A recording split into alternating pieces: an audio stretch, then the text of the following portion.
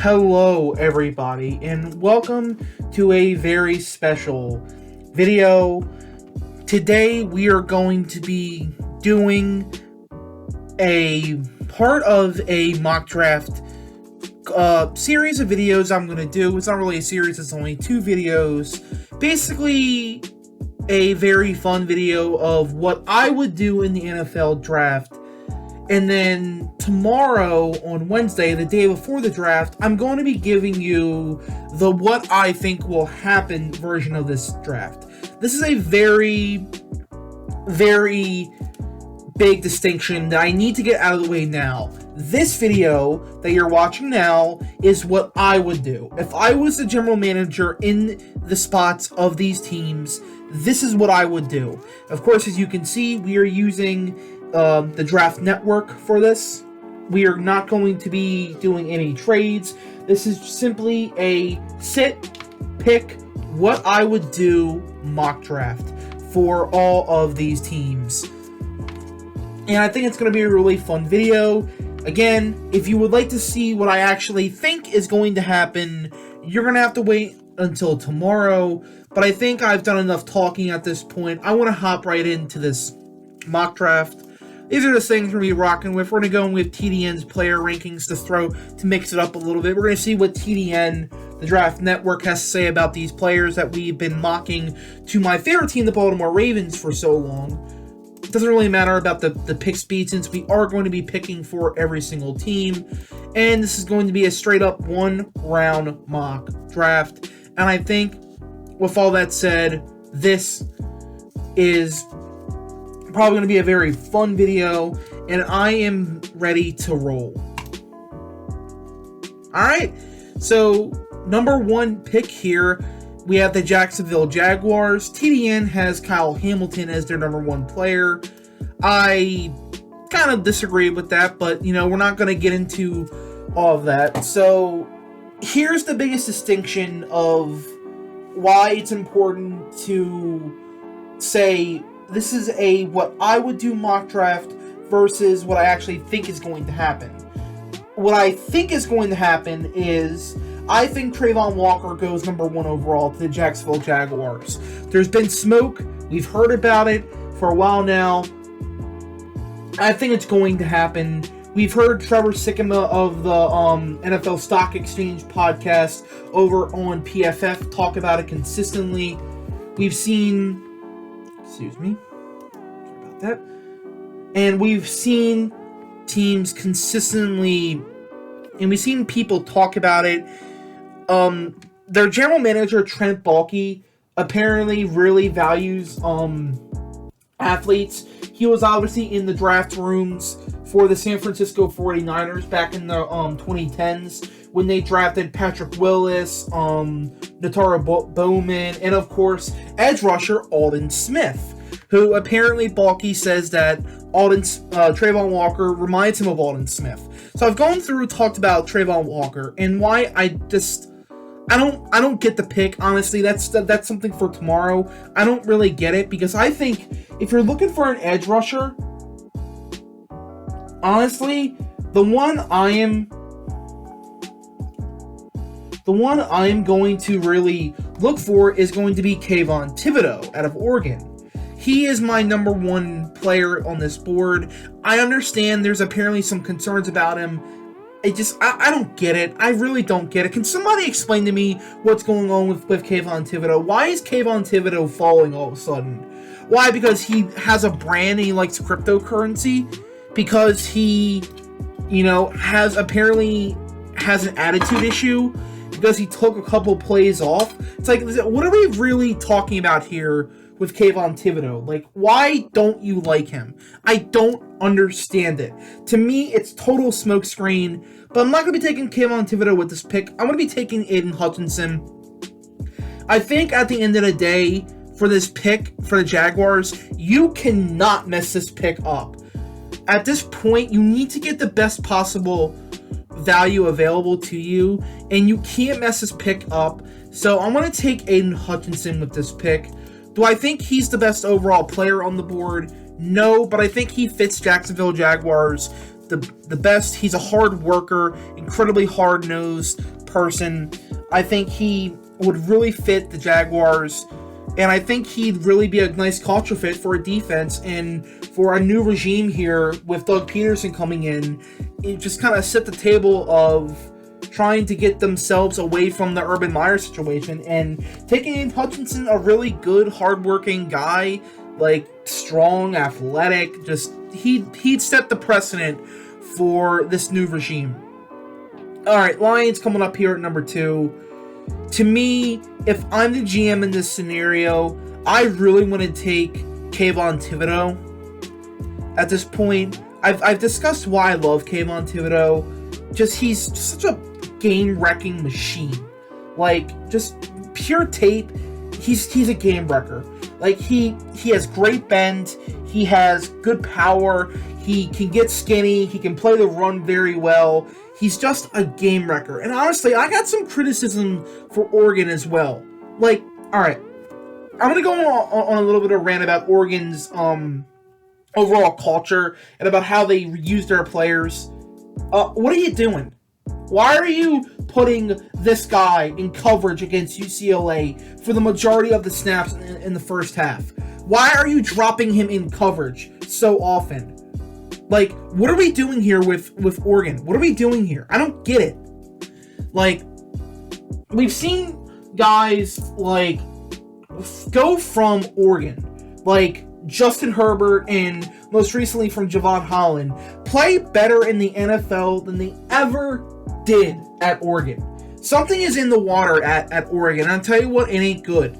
Something is going on with Oregon in terms of, like, they can get talent in the building, but my God, are they awful at utilizing this talent. Like, running a weird offense with Justin Herbert, like, basically, you know, like making us think he was the next Mitchell Trubisky, when really it was just them being stupid. Like, what are you doing with that?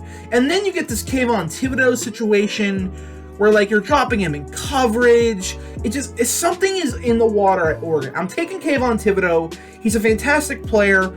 I would have taken him number 1 as well if I wasn't so worried about Jacksonville's culture. I don't worry about Detroit's culture at all. I love Dan Campbell for the Detroit Lions. He's a hardworking guy. He establishes a culture that I think when he first came in, people laughed at it and people might have been put off about it.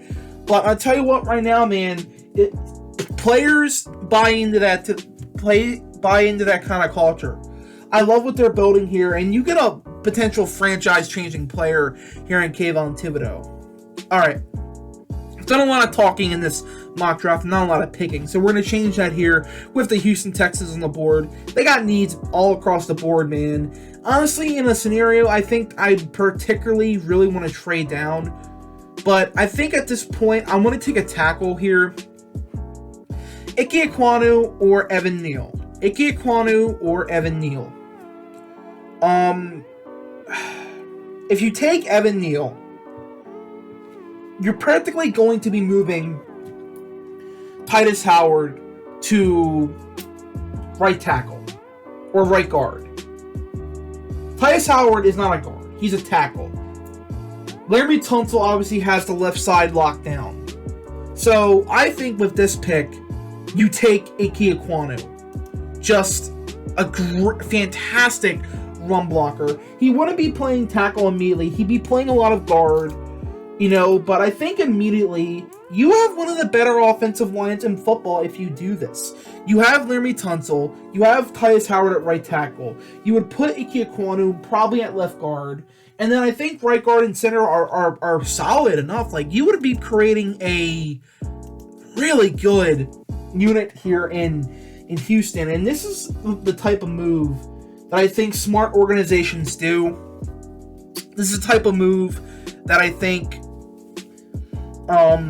the Houston Texans want to continue to make. They have cleansed themselves from the Deshaun Watson drama. They have done it. They have pulled the Band-Aid off, and now it is time to truly get into this rebuild. And they started off with getting a fantastic player in Ike Ekwonu.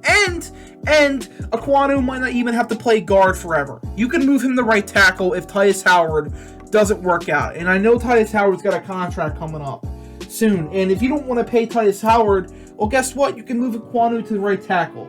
You know, we can get very versatile with ourselves with this pick with Ekwonu. All right, New York Jets here at number 4. I thought about this pick a lot because honestly, what will I do in this scenario? That's a really good question because I think I really want to get a tackle for Zach Wilson and when I look at the tackle room right now, I understand they like Fant and obviously they like Mekhi Becton, but Fant is not a guy that is blocking you for taking a tackle. I really love Evan Neal here, but I also look at the edge room and I just vomit all over the place. So I see a Trayvon Walker here with a really good coaching staff here with Robert Saleh on the defensive side of the football, and I think to myself, like, man, if there's one place that can get the most out of Trayvon Walker, the Jets are up on that list, like with Saleh as that defensive-minded head coach who has worked with a lot of defensive players before in the past, like a lot of fantastic defensive players. Like, I think Walker could be a fantastic pick there, but I also see Jermaine Johnson here. I think Jermaine Johnson is solid. And I also look at the corners here. Stingley, Booth, Gardner, like all these great corners available. There is a scenario where they can go in 5 different directions, and I wouldn't hate any of them. You know, do you bet on upside and go Kyle Hamilton? Maybe not at 4, but, you know, down the road at 10, do you do a Kyle Hamilton pick? Or do you take a wide receiver here? Is this a Garrett Wilson spot? Wow, they are really low on Garrett Wilson. This is not a particularly ranking I agree with. So, I'm going to show my cards a little bit. I'm taking Garrett Wilson. So, here's the thing, right? The Jets have, I think, tipped their hand a little bit this offseason. They showed their hand by showing how much desperately they want a number 1 wide receiver in this offense. They desperately want one. Like, they paid Corey Davis a lot of money, but he's not really a number 1 wide receiver. I like Elijah Moore, but he's not a number 1 wide receiver. They were willing to give up more value to get Tyreek Hill than the Dolphins were. It just stinks that Tyreek Hill chose Miami over the New York Jets. So, I think they've tipped their hand. They want a wide receiver. And they don't want just a wide receiver. They want a number 1 wide receiver. Who has the best ability on this board to become a true number 1 wide receiver? I think it's Garrett Wilson. Easy pick for me. I love Garrett Wilson. The 26th ranking on the Draft Network is really bad. I don't get that ranking at all. I don't get it. I love Garrett Wilson. Fluent route runner, really great hands, great after the catch. Maybe he doesn't have as much breakaway speed as his teammate Chris Olave. Doesn't have the might not have the game-breaking ability as like a healthy Jameson Williams. Doesn't maybe offer you that dominant my ball mentality that maybe a Drake London offers you. It doesn't offer you the rack ability of Treylon Burks, but I think he offers everything that those players have. I think he offers a great blend of all of those players, and that's why he's the best wide receiver in this class to me. Fantastic route runner, great after the catch, great hands, really good wide receiving prospect. I don't know where he'd rank in terms of the last couple years wide receiving prospects. I was a big fan of Jamar Chase and Devontae Smith. I think it would be an interesting question to compare him to Devontae Smith.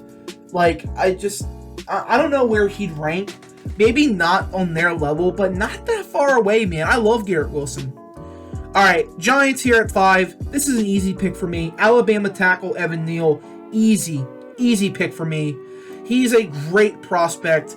You watch him on tape, and you see one of the best. You see an athlete that you can't teach. He is a massive human being at 6'7.5" at 337 pounds. Thank you for the TDM for giving me those exact measurements. But he moves so much lighter on his feet. Like, I remember him coming to the combine, him coming up to the podium, and watching and seeing pictures and videos of his interviews, and thinking to myself, like, that guy doesn't look at all like he weighs. Like, he looks a little skinny. Like, he doesn't look 337 pounds. Like, you look at some offensive linemen and you say, oh wow, they look heavy. Garrett Wilson does not look heavy. Garrett Wilson, Evan Neal, I'm sorry. Evan Neal at tackle, like, does not look like he's humongous. He looks big, but he doesn't really look like he's really built. I think he's a really good finesse pass blocker. He has tremendous feet. I think run blocking is something that he's going to have to work on. But I think with this staff, with Brian Dable and Joe Shahan, with this new staff in New York, they can work on the run blocking. I think you have a potentially amazing tackle group going forward with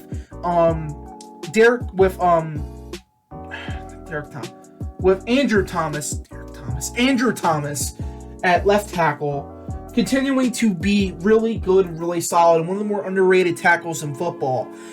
Mixed in with Evan Neal, who's just this athletic freak of nature. I think you create a fantastic situation for yourself. I think that while I'm not a big fan of Daniel Jones, like, let's not act like he had the 85 Bears behind him. He has had some terrible offensive lines with some really bad weapons in front of him.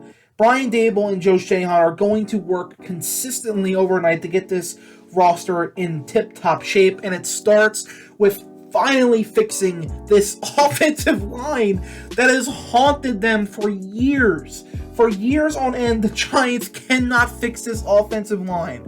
It ends this draft. I'm going to tell you what right now, it ends this draft. We will not have the offensive line issues that we had in the past. We will not have it in the past like we had in the past. All right. Carolina Panthers coming up here at number 6. I think this is particularly a really good trade down scenario for any of these teams up here to come up and get one of these defensive players. If they really like an edge rusher, if they like Trayvon Walker or Jermaine Johnson, if a team likes Ahmad Gardner or one of the corners, if a team likes the wide receivers, this is where I think the perfect spot they can trade up to, because really Carolina, like, I know that they're not particularly a great roster, but I think at this point you need picks.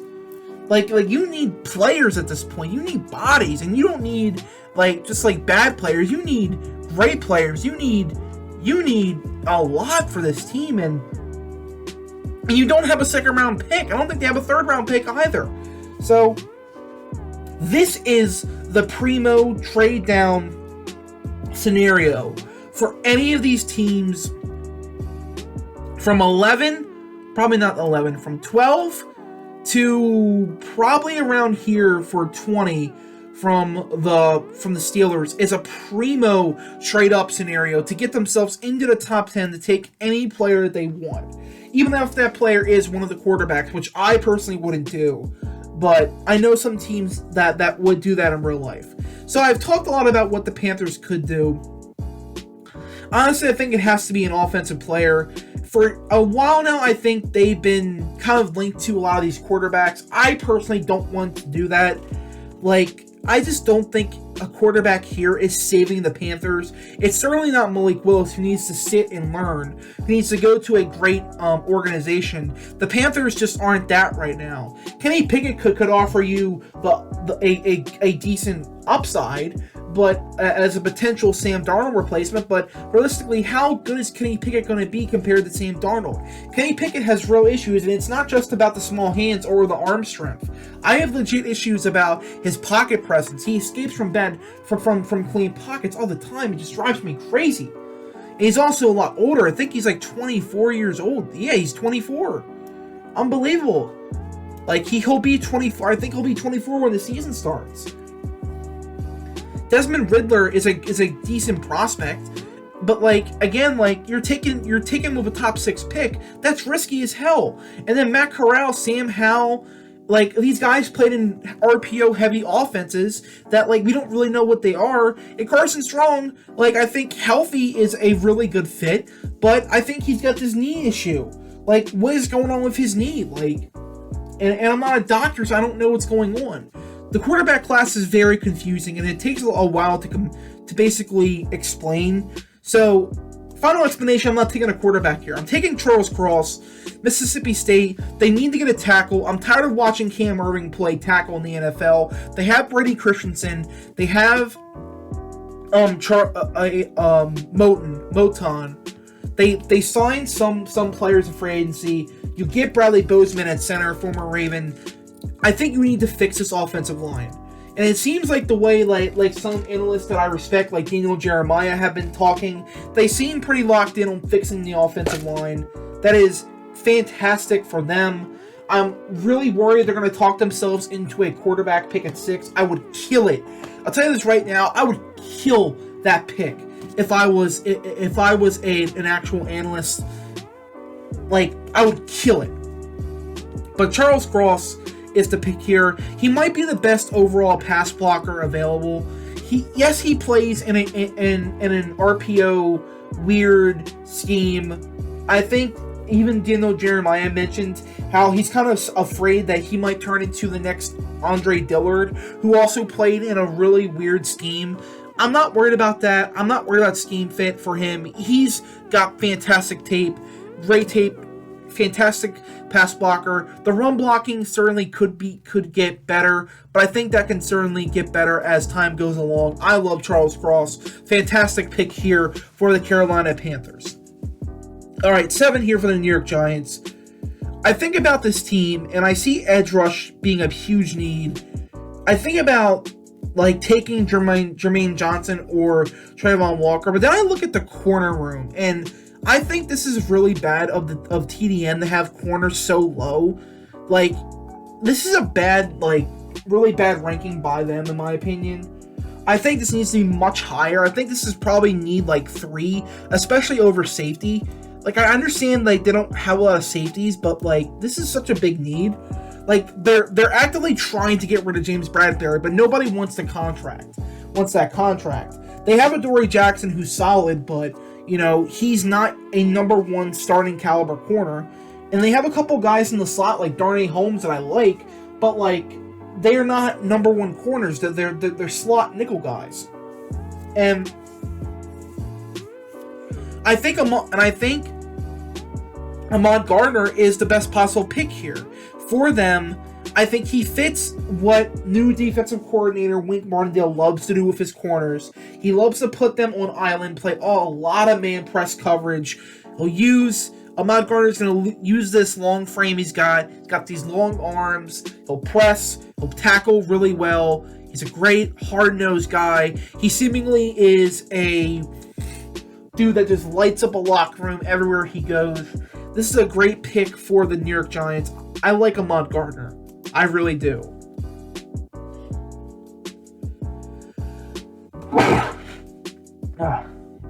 Excuse me. So, coming up here for the Atlanta Falcons. This is probably one of the worst rosters in the whole entire NFL. If I'm being really serious, like this is honestly awful. They don't have any edge rushers I like. They have one corner I like in AJ Terrell. They don't have any linebackers. The defensive line is a disaster. That's like Grady Jarrett. The linebacking room needs some help. The quarterback room, I didn't even mention. Marcus Mariota is your starter at quarterback. That should be all you need to know about how bad that room is after Matt Ryan got traded. The wide receiving room, I can't even name you a straight up starter on this wide receiving room now that Calvin Ridley is suspended. So I think wide receiver is need number 1. I know they need an edge rush. I'm taking Jameson Williams here. This is a really fun pick for the Falcons, mainly because it's for the future. And it's a pick that I really think is going to help them in the future. maybe he's not ready by day one, but we just saw a video from his agent come out. He's moving really well. He's really moving. Obviously, I think you do have to worry a little bit about the ACL tear, but honestly, ACL tears aren't what they used to be. Like, I think with the advancements in modern medicine, like, I think it's taken the threat of an ACL tear down to a minimum. Like, I still think it's a scary injury. It takes a lot to come back from, but I still think, like, we're in the age where ACL injuries, it's so amazing what we can do in modern medicine and how these players are rehabbing from it. Williams is rehabbing nicely, and the fact that I haven't even talked about him as a player. I love him as a player. True deep threat. Take the top off the defense. He's big. He's tall. He's about 6'1", 6'2". Only 179 pounds. That's a bit light. He projects more as a Z wide receiver, but I'll tell you what, he can really take the top off the defense. And maybe this isn't the best fit for a Marcus Mariota, who doesn't have a strong arm, but I think this would be a really fun fit if you're bad enough to get a quarterback in next year's draft. Well, guess what? Who's my number one quarterback in next year's draft? His teammate from Alabama, Bryce Young. Like, could you imagine how fun this would be? Like, I would love this pick for the Atlanta Falcons. Let him get healthy. And then you're coming back with Calvin Ridley coming back from suspension. You have Jameson Williams fully healthy. And not only that, you also have Kyle Pitts on this roster. I forgot to mention Kyle Pitts. I'm sorry. And now you potentially get a young quarterback coming in and a young offensive line that's continuing to develop. I mean, shoot. Let's go. Man, it sounds amazing on paper, right? And I think it's going to sound pretty cool in real life. All right. Seahawks here at number 9. I got to speed up this. I've been talking a lot. But I like to explain where I'm going with these picks. Edge, quarterback, tackle, big time needs. Tackle is just not in a position where I think it's really all that good. This could be another trade down spot. Quarterback is another need. Obviously the Russell Wilson trade. But I honestly think this is not the time to take a quarterback. I think corner is a definitely possible pick here with Stingley, Booth, and Booth on the board. I think Derek Stingley could be a really fun fit here in Seattle. But I'm going to take Jermaine Johnson here, the edge rusher out of Florida State. Like, he's just so solid that I think he is... I talked about him with the Ravens pick, with the Ravens mock drafts before, but I think he's just so solid and he's so good that I just truly love him. And he's a great run defender. He'll get you a solid number of pressures. He'll get you those sacks. This is a big time upgrade on the defensive on this edge rush group. All right. Pretty easy pick here for the New York Jets. I see Trayvon Walker on the board. I see the fact that they need to upgrade their corner, their edge, and I'm going Trayvon Walker. You know, they passed on at number 4. They got him at number... Oh, excuse me.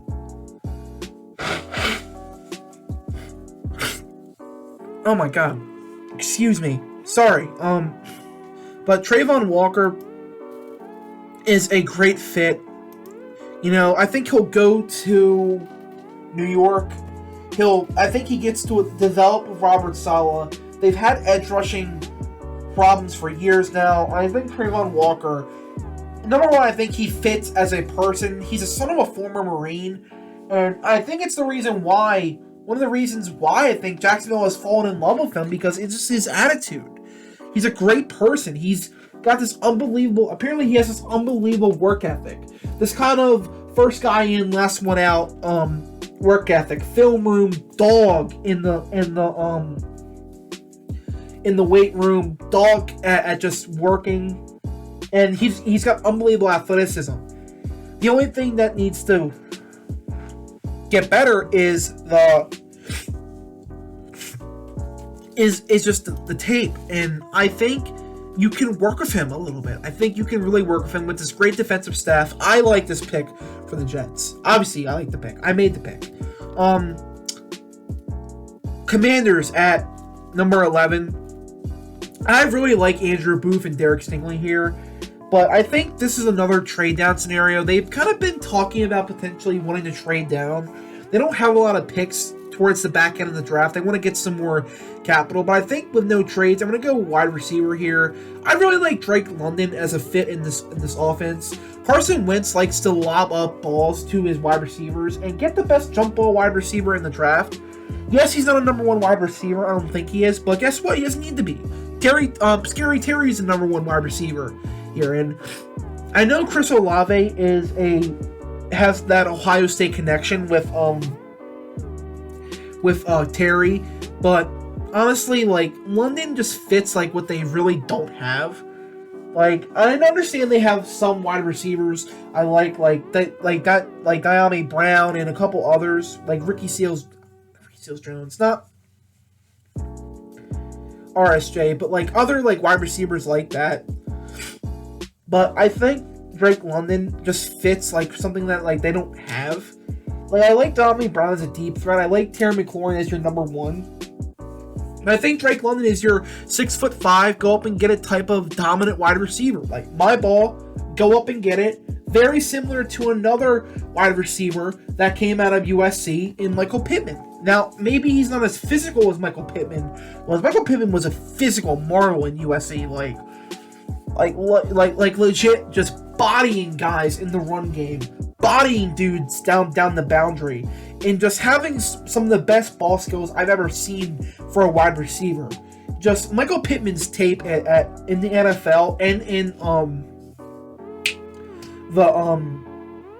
in college was some of the best, just 50-50 ball, just in fantastic hands I've ever seen.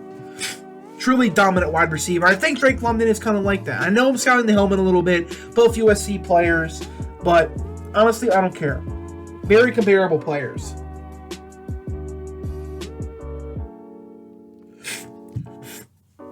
So coming up here with the Minnesota Vikings, they have safety as a huge need. Harrison Smith is getting older. I don't know if I think they might have gotten rid of Xavier Woods, but I think corner is a big need as well.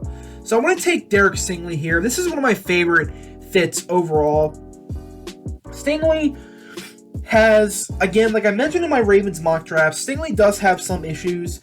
Like, I think effort plays are definitely there.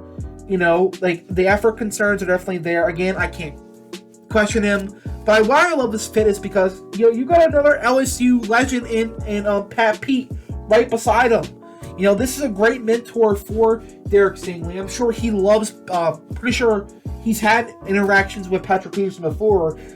Patrick Peterson is a legend at LSU. I'm pretty sure, like, both LSU, Louisiana legends, and Derek Stingley and Patrick Peterson. Obviously, both corners, but coming from the purple and gold from the Bayou. Stingley's sick. I'm sorry, Stingley's sick. Like, some of the best back pedal you will ever see from a corner. Hip fluidity is amazing, but he's also big too. He's like 6'1", like 6 foot. Like, he's huge. He's bigger as a corner. He's a great tack. I think there are some effort plays, but you gotta understand where he's coming from, man. Like, LSU's culture, like, in LSU fell apart. So he's just been kind of stuck on LSU for years. Well, he's watched his teammates all have fun in the NFL, while he's just been stuck on LSU. And I honestly think Derek Stingley is a great fit here for Minnesota. Alright, coming up here, Houston Texans. They really need a corner. And I think Andrew Booth is staring at me. Now, Booth is apparently falling because of some injury issues. He's got injury issues. Like, I think he could fall because of them. But I think I want to take a culture fit here in George Karlaftis. This is a little bit of a reach. This could potentially be a trade down scenario for them. But honestly, like, I think Karlaftis could give them a great edge rusher. He's a good player. I have issues with him as a top 20 pick, but I understand why Houston would like to take him. Like, he's a great scheme. He's a great culture fit. He's a hard worker. Like, one of the highest double and triple team percentages at in the whole entire college football landscape last year. He's an incredible power rusher. Like, he kind of reminds me of Ryan Kerrigan. I know that's, again, sky in the helmet, both Purdue edge rushers. But, like, you're talking about, like, a powerful man. You're just going to bull rush the ever-living life out of you. Like, yes, he doesn't really have pursuit speed. Yes, he doesn't really have the flash plays. But he's just such a consistent player that I think he's warranting of a top 20 selection. Back in, certainly, but definitely a first-round pick. And I think Texans in this scenario would particularly trade down. But with no trades, this is going to have to be it. Alright, Ravens are on the clock here. We've done mock drafts for this team so many times in the past, but we do have some players here. Kyle Hamilton is still on the board here, and this is putting their best player available idea to the test. You don't need safety. You know, you don't need a safety. You don't need a safety, but I think you can get a really good player here with Kyle Hamilton. But I also look at the cornerback room and I throw up after I look at what's behind Marlon Humphrey and Marcus Peters. I look at Andrew Booth, I look at Trent McDuffie, and I'm going with Trent McDuffie. Like, I love Trent McDuffie. I know there's a lot of value on the board. We got a couple interior pieces in Devontae Wyatt and Jordan Davis available to us, but Trent McDuffie is a great player. He'll play in the slot. He'll be a hell of a slot corner year one. I think he can play on the outside. I think he's a hell of a tackler. This is a great pick for the Ravens. I love Trent McDuffie. In real life, I think I would like to trade down again with the Karlaftis thing. I'd feel comfortable taking him if I traded down a little bit, but I just love him, honestly. 15 here for the Eagles. Corner, I think second corner is a huge need. We're taking Andrew Booth. Like, get him next to Darius Slay.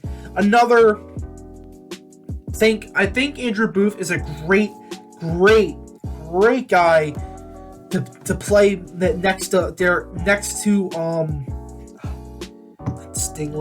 Darius Slay. Like, both of them have incredible ball skills. Both of them have incredible ball production. He hunts footballs in the air. Like, he goes after the interceptions. He has some of the best ball production you'll ever see from a corner. Andrew Booth is sick. Like, I think he could get beat on some double moves when he gets to the NFL, but I think that's not really a huge issue as much as you think it is. So right now here for the Saints, I'm looking at Chris Olave here. Really good, solid route runner with some true deep speed to take the top off the defense. I can just imagine deep balls from Jameis Winston to Chris Olave down the sideline. Truly incredible tape. Like, I honestly think he could have came out last year. Like, I was shocked when he went back to school last year. I love Chris Olave. I think he's a really fun player to watch. Garrett Wilson is better, but I love Chris Olave as well. All right, coming up here for the Chargers, they really need a right tackle badly. Trevor Penning is on the board, and that's what I'm going to go with. Like, I like Trevor Penning. I think his issues lie in the fact that he got whooped at the Senior Bowl. Like, absolutely whooped by some players. And he is a holding penalty and a flag waiting to happen. Like, I really think he's got to mature a little bit. Like, I think he's an insane athlete. I think he can be I think he's a great scheme fit as a run blocker. I think he's a great I think he's a decent pass protector, but I think his issues really come the fact that like he gets whooped on some plays, and the fact that he can't really hasn't shown the ability to control that angst, that anger. Like people say that like, well, like I want that on my offensive line. I know some nastiness guys like Richie Incognito and Ryan Jensen on that nastiness factor, but I think that what makes those guys so good, and what I think Penning needs to work on, is that Incognito and Jensen have been able to control it on the field. Like you're not getting that mindset every single play on the field. Like if something happens and there's a scrum, like yeah, you're gonna get it. It's gonna come out, but for right now, like you're not gonna. I think he lets it get to him a little bit too much. That's why I don't really like Penning, but I do like the fact that you get a right tackle. I like Penning the athlete. I just think he gets whooped sometimes. I think you need to work on that. All right, 18 here for the Philadelphia Eagles. This is a pretty easy pick for me. I really want to go with David Ojabo as a developmental player. I love David Ojabo. He's a developmental guy. We just took him in my mock draft for the Ravens last night. You'll probably be seeing that video as well in the second round of my last mock draft Monday. I love David Ojabo. Athletic as all get out. The only reason why he's available here is because of the injury. But here's the thing, like, you can basically give him a redshirt year. With Hassan Reddick, Derek Barnett, and Brandon Graham all playing a lot of snaps, hopefully playing a lot of snaps this year. Like, you can basically redshirt Ojabo. I love that pick for the Eagles. Alright, coming up now for the New Orleans Saints. They really desperately need a tackle, but I don't see a tackle on the board that I really feel comfortable taking. The next tackle is Daniel Faalele, and this is just way too early for him. And I think when I look at this team, safety is a little bit of a need. I'm taking Kyle Hamilton. The fall of Kyle Hamilton stops right now. You have Marcus May as that free safety. I think you have C.J. Gardner-Johnson as that hybrid nickel safety role. I think you have Kyle Hamilton as that hard-hitting, strong safety. I think that's a great fit. All right, Steelers on the clock here, and I see Malik Willis down here, and this is a pick that I think is going to happen. I think they can develop Malik Willis. They can let him sit on the bench for a year. They got Mitchell Trubisky. I think they honestly might trade up for Malik Willis. I think that they are primed to trade up. And look, man, like, look at and for the Steelers, I'm going to say this right now. You need to get a quarterback. Like, no more Big Ben. You need to, if you want to win a lot of games in the NFL, you need not only a great quarterback, you need an amazing quarterback, or you're screwed. With the landscape of the NFL changing, you need a fantastic quarterback. And I love the fit here because it's a culture fit. He's a hard worker. He can work hard with Mike Tomlin. He can develop on the bench. If they really like what they see early on, they could always have that option if Trubisky struggles. He's athletic. He's got all the traits. He just needs development. And this is the perfect scenario for Malik Willis. I love this fit for the Steelers. All right, coming up now with the New England Patriots. They really need a linebacker, but it's not going to be Devin Lloyd or Nakobe Dean. I think they really need interior more, and I think Zion Johnson is going to be the pick here. Zion Johnson is a really amazing guard. They traded away Shaq Mason for basically nothing, for basically no reason, to the Buccaneers. And I think you immediately get that replacement for Shaq Mason. Zion Johnson is a great guard. I love that fit there. Zion Johnson is an amazing player. I think he's insanely smart. I think he's going to fit the Belichick offense.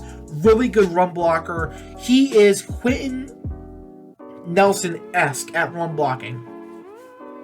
All right, coming up now for the Green Bay Packers. They really need a wide receiver. They got to get a wide receiver. I think getting a guy like a Treylon Burks is really important. He's not a true number one wide receiver, but I think in this offense, with Aaron Rodgers and I think with Matt LaFleur, Like, they can really find a nice role for him. This is also the pick they traded Devontae Adams for. So basically you get a hell of a wide receiver. He's fast. Like, the testing was a little bit weird because he came in a little bit overweight. But I tell you what, Burks is really good after the catch. I think he might be the best after the catch wide receiver in the draft. He's so hard to tackle because when he gets going, he's so hard to get down. He's so big and he's so strong, but he also has amazing after the catch ability because he just has that speed. He can turn on the burners. I watched him outrun the whole entire Bama secondary. Like, this is a fantastic player. Like, yeah, like he fell a little bit, but I think this is a fantastic fit. Coming up now with the Arizona Cardinals, we're going to speed up a little bit.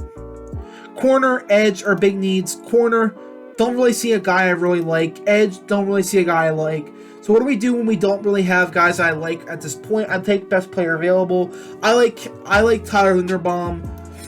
Shorter center. You can move him to guard. A little bit. I think he fits this kind of West Coast offense he fits. I understand they have Rodney Hudson, but I think you can move Linderbaum too. But Hudson is also getting older in age. Like, I don't think he's going to be there forever. So there's that. I think he'll play guard immediately. I think it's important to get smaller offensive linemen who can see, because Kyler Murray is smaller, and I think you can see over him. 24 here for the Dallas Cowboys. Edge, wide receiver, safety, interior offensive line. I'm going Kenyon Green. The Texas connection. You keep him in state. He's a hell of a run blocker. They tried to put him at tackle, left tackle. It just didn't work. Like, it just didn't really look great. So they put him back at guard. He's a hell of a guard. I like Kenyon Green. He fits the Dallas Cowboys power running game. They can get a wide receiver later. I like Kenyon Green. 25 here for the Buffalo Bills. I think they're really good on defense. I think they really need a second corner. So I think with this pick, I really want to select Kahir Elam. A little bit of a reach, but I think he can develop under with Sean McDermott and their staff. And I think this is a really fun fit. Get somebody next to Tre'Davious White, and I think you need another piece on the secondary. You need a second corner. All right, Titans coming up at number 26. They really have a huge need at wide receiver. It's A.J. Brown, and it's a bunch of guys that I really do not care about. So, linebacker is also a big need, but I'm not spending this high of a pick on a linebacker. I think offensive line is always a bit of a need. Like, interior of the offensive line could be a need, but we just saw a run on them, and there aren't a lot of guys I would take at this spot. So I want to take a wide receiver. I want to take Jahan Dotson. Like, really strong hands, really fast, really souped up wide receiver. I think he could fit in with the West Coast offense that they're going to run here. Like, I thought about quarterback here, but I just don't think that right now they would take a quarterback. Even though I think it's smart to potentially take one, I just don't think they're going to do it. 27 now with the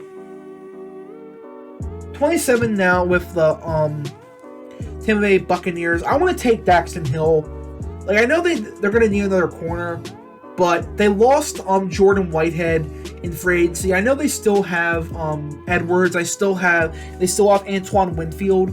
It's an interesting pick because Daxton Hill is a very versatile player. He played a lot of slot corner. He played a lot of free safety. He is an incredible athlete, but I also think for right now, I think you can move Winfield into the box. You can put Hill at free safety, and I think you can move the two of them around from slot corner and free safety. Very versatile under defense. That's a really fun fit for the Tampa Bay Buccaneers. So, 28 now with the Green Bay Packers. We took a wide receiver, and spoiler, I ain't done yet. Christian Watson is going to be the pick here. This is your MVS replacement. Very similar player to MVS. Struggles with catches sometimes, drops. Is he a true number one wide receiver? I don't know, but I also don't think this is a terrible pick. He's insanely quick and fast. He's got length. He's a super athletic marvel. 6'4", just humongous human being. He's a fun player to watch. I think the Chiefs could have taken him here at 29, even with Marquez Valdes-Scantling actually being on the roster for the Chiefs. This has been a really popular wide receiver spot. And it's going to continue with George Pickens. Pickens is just so freaking good. I think there are concerns about his attitude. But I think overall, I think he plays with an edge. I think the Chiefs have been amazing. One of the most underrated things about Andy Reid is that he's been able to take these guys with some off-the-field issues, Tyreek Hill and Travis Kelce, and kind of haul them in and get them more focused on playing football. I think this is a fantastic pick for the Chiefs. I think George Pickens is going to make some people look stupid for questioning him when he goes to the Chiefs. And think about this, right? When has Mahomes ever had a big wide receiver that he can just throw a jump ball to? He's never really had that. He's had smaller wide receivers, like the route runners, like Sammy Watkins and others, and he's had really fast, smaller guys, and McCole Hardman, obviously Tyreek Hill. He's never had a big-bodied wide receiver before. No, Josh Gordon does not count. Get out of here with Josh Gordon. 30, again for the Chiefs.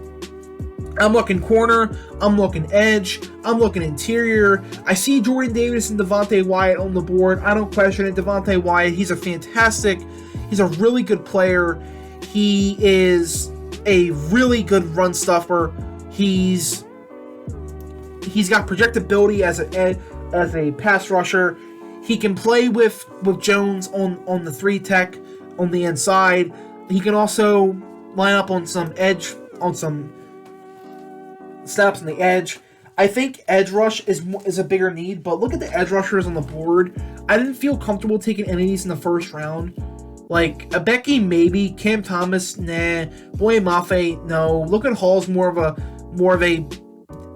versatile player than, honestly, a pure edge. Pascal is solid, but he's not really worth a first-round pick. Benito, I like.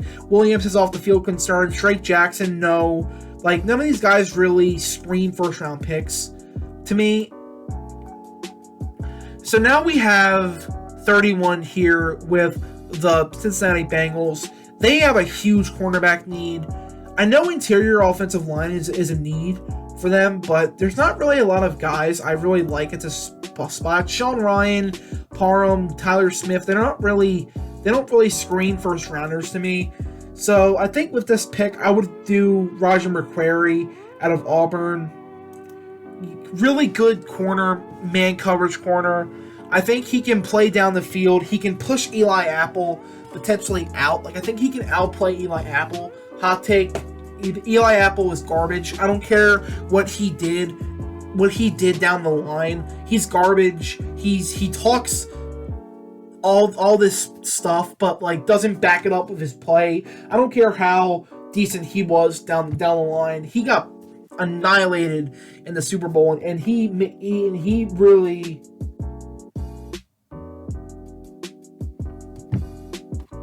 really just is truly awful. Roger McQuarrie is an immediate upgrade over Eli Apple. And I like this fit too. You get Chidibe Awuzie and on that other spot on the outside. You get Mike Hilton in the slot. Got McQuarrie, Awuzie on the outside, Hilton in the slot. You still got your safeties in Von Bell and Jesse Bates. You got a really good secondary going forward. All right, 32nd overall pick for the Detroit Lions. We have quarterbacks on the board potentially for them. I'm not taking a quarterback here at this pick. Safety is a big need. So I think I want to get a culture fit here in Luis Cine. Hitter. Big time hard hitting. Strong safety. He's got juice. He's got this hard hitting ability. I like him as a back and end of the first round type player. I kind of like him more than Brisker. Honestly, he seems a really fun player to watch. Yes, he's not a free safety, but man, is he fun to watch. He'll come up, he'll hit. I think he's also a great culture fit with the Lions. I love Luis Cine. All right, and that is the what I would do mock draft. It's a little bit weird. It's probably not what's gonna happen in real life, but you know what? This is the what I would do mock draft, and I'm not a GM in the NFL, clearly. So, and maybe tomorrow, if you would like to know what I would actually do in this scenario, check back tomorrow. We'll get that video up for you.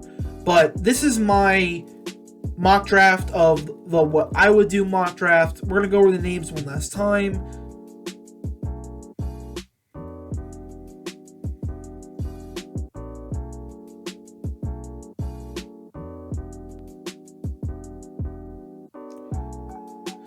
And that's going to be it. So with all that being said, everybody, thank you so much for watching. Hope you have a wonderful day. Remember to like, subscribe, comment, and check back in for my Predict-A-Pick mock draft coming at you tomorrow as we prepare for Thursday. Thank you all so much.